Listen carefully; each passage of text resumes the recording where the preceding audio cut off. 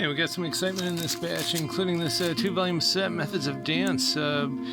Captures the feel and the excitement of the early 80s, the new decade, the new traditionalists, the new romantics, all that other stuff that became known eventually as the new wave. But at the time they thought, what is this new form of synthesized disco, which says something about that on the inner sleeve. But it's bands like the Human League, Simple Minds, Heaven 17, the Devo, and some other ones that don't get as much talk these days or recognition, but they're still very interesting and definitely part of that forum. Here's Volume 2 with China Crisis, and the Men, who were actually the Human League, but the label was getting nervous about pure synthesizer music, and so they asked them to play just traditional instruments, and they didn't want to sully their names, so they called themselves that. And there's some German electro-punk on here. They're doing Kebab Träum.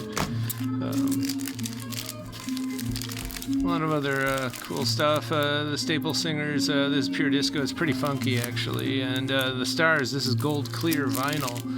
This is good. Maynard Ferguson. Susie and the Red Stripes, it's reggae pop. It's Linda McCarthy. This is a promo copy. And we got some glam, of course, with the Sweet and Metro promo of this. And David Bowie loved it enough to cover their first track on here. And Sybil, I really love this record.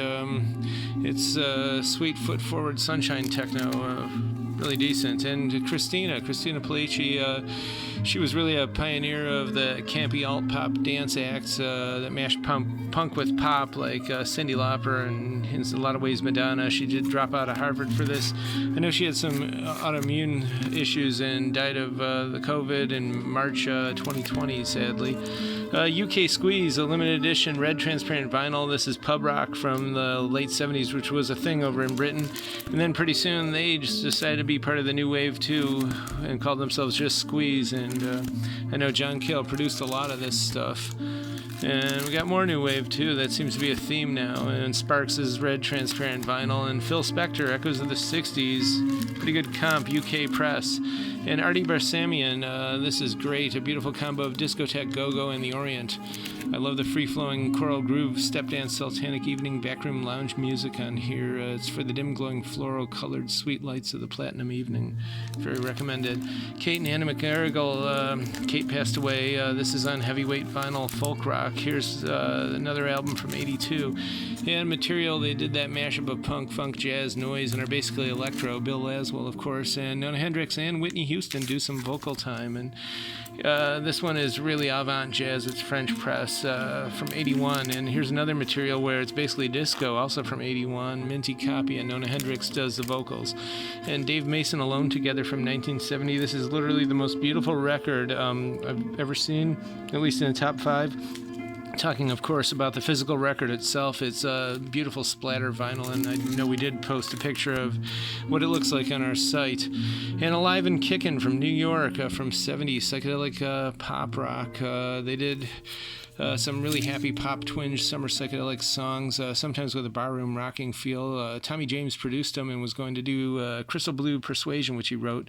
Decided to do it for himself, and so he gave him another song, Tighter, Tighter, which I think is actually better, and it's the first track on here. It's terrific. Foreigner Solitudes. This is the label founded by this guy, Dan Gibson. He's long dead. Field recording from '81. He used this parabolic mic, and on this one it's Giant Trees of the Wild Pacific Coast and Spring Morning on the Prairies. It's excellent stuff, and if you want to find more about him, there's a website, I think it's called frogmen.info, and find out more. But I definitely recommend, if you have multiple inputs in your setup, besides just playing this and atmospheric field recordings on their own, play this along with other music and things. And another idea that I definitely promote is play Metal Machine music. Lou Reed, experiment with different volumes, different speeds. It's almost like ketchup. It's an audio condiment. It improves the sound of everything. And the Black Keys from Akron. And fun fact, this Indian guy here, he plays a brief role in a film I made long ago. Hasn't been released yet. And this 7-Up sign, I did publish a zine about it once, many years ago. Eminem, this is actually Martha and the Muffins. Nick Lowe, this is a beautiful copy of this. And Lean Lovitch, there's a weird conspiracy thing about the video of the top song on there. Here's some more Nick Lowe. This one is actually pretty darn scarce. And Hector Jimenez is Mexican pop from the early 70s. He passed away actually about 12 years ago. The Monkees, I have this thing, I think 90% of the world's Monkees records are in G minus or worse even condition. But these are all fairly decent, although we do have sealed for the super collectors. And Michael Nesmith, this is like really bar rock, almost like Bob Seger or something. It's interesting. He had another record we had in here that was psychedelic and really cool. Mink DeVille, they pretty much lived at CBGB's, I think. And Mom's Apple Pie, they were from Warren, Ohio. And this is a really, really good record. It's very serious rockabilly on here. For those who like the jazzmatic tangents of early Chicago, I highly recommend it. And the Mindbenders, part of the British invasion, they released in the outer flanks of it, A Groovy Kind of Love. I know that the lead singer walked out in the middle of a concert or something, but it was pretty cool.